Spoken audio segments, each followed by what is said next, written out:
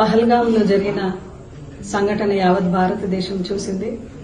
దాని ప్రతీకారంగా భారతదేశం కూడా మిషన్ సింధూరాన్ని లాంచ్ చేసింది.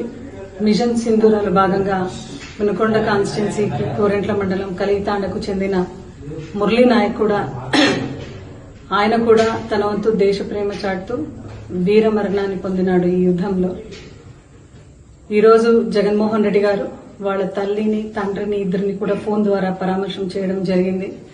వాళ్ళ తల్లి బిడ్డని తన కొడుకుని చదివించాలని ముంబైలో కష్టపడి పనిచేసి అదేవిధంగా భీమ్ వ్యాపారం చేస్తూ వాళ్ళ తండ్రి మురళీ నాయక్ ఎప్పుడు కూడా చెప్పేవాడంట చిన్నపిల్లోడి నుంచి కూడా ఆర్మీకి పోవాలా, ఆర్మీకి చేరాలా అని.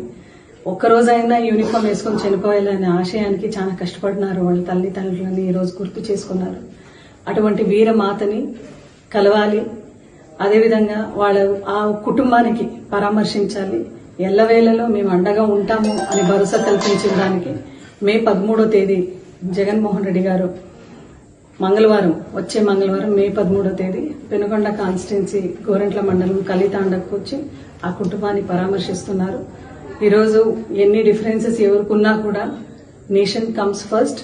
ఈ ఒక తరుణంలో ప్రతి ఒక్కరు కూడా అప్రమత్తంగా ఉండు తన వంతు సేవని ఈ దేశానికి అందిస్తాం. అటువంటి దాంట్లో మేము ఎంత దూరంగా ఉన్నా కూడా బార్డర్ కు కూడా ప్రతి ఒక్కరు కూడా ఒక రెస్పాన్సిబిలిటీతో ఫీల్ అయి ఆ కుటుంబానికి నిలబడాలి. ఆ కుటుంబానికి నిజంగా భగవంతుడు ఈ ఒక ఘటన నుంచి బయటికి రావడానికి మనమందరూ కూడా ప్రార్థించాలి. అదేవిధంగా మురళీ నాయక్ ఆత్మ కూడా ఎక్కడున్నా కూడా వీరమరణ పొందిన మురళీ నాయక్ ఆత్మ కూడా శాంతించాలి అని ఈరోజు మేమందరూ కూడా మనస్పూర్వకంగా కోరుకుంటూ జగన్మోహన్ రెడ్డి గారి పర్యటన అయితే మే 13వ తేదీ మంగళవారం గోరెంట్ల మండలం కలితాండలో ఉంటుంది అని అధికారికంగా దృఢపడిస్తున్నాం.